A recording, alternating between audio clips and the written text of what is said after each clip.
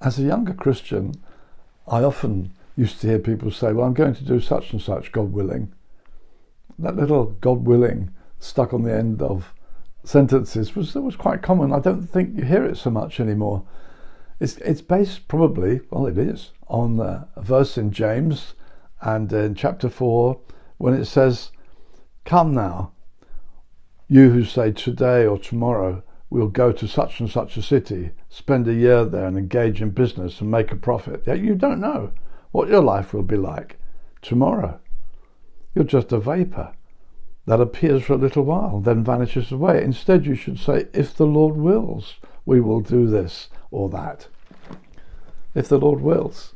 I think people just began to say God willing, a little bit like superstitious people say, touch wood.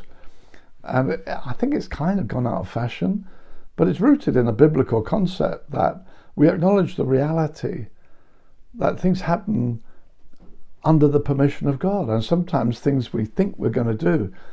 The guy referred to in James says, I'm going to do this, I'm going to make money, I'm going to be there for such and such a time. He regards himself as someone completely in charge of life. He makes his plans, he bows to nobody, it's his world. I guess the virus is making it perfectly plain that none of us is in that position.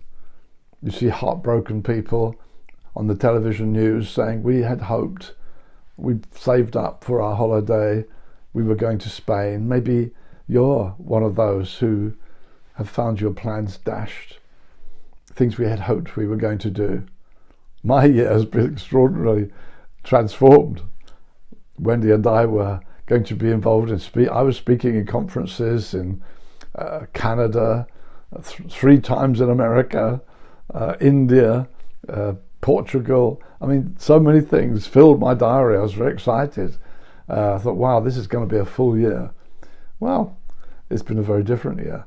As it happens, I felt God said to me at the early part of this, take your time now to write. I'm often asked, are you going to write another book? And I say, no, I haven't got time. And I found time. So I've just completed the manuscript, which hopefully will come out next year sometime, I guess. God willing. I think that whole thing of, God willing. God is in control. God planning our lives. Things are actually done under the permission of God.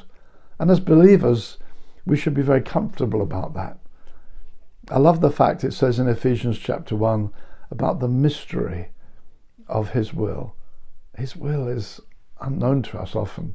But it also in Ephesians chapter 1 talks about the kind intention of his will.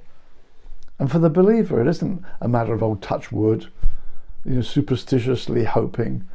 It's, Lord, you are in control and I really trust you.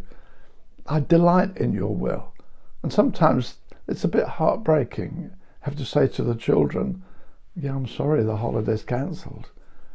But we need to build family life on this sovereign God.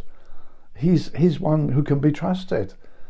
He's one who plans with purpose and meaning. And this verse goes on to say, you're just a mist, you're a vapor. And our lives are vulnerable, short-lived. We're made in the image and likeness of God. There's a certain majesty about the human race, but we're fallen. No, we're like a vapor. We don't know if we'll be here tomorrow. We have to understand, no, everything is by the permission of God. We walk humbly with our God. When we step out of that and begin to think we're in charge, we can plan, I'll do business here, I'll make money, like the verse says, boy, we've missed the point badly.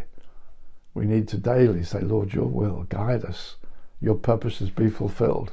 We'll be enriched by that. We'll be fortified because it's the reality. It's the reality. We are vulnerable people. We could have accidents. We could have sickness.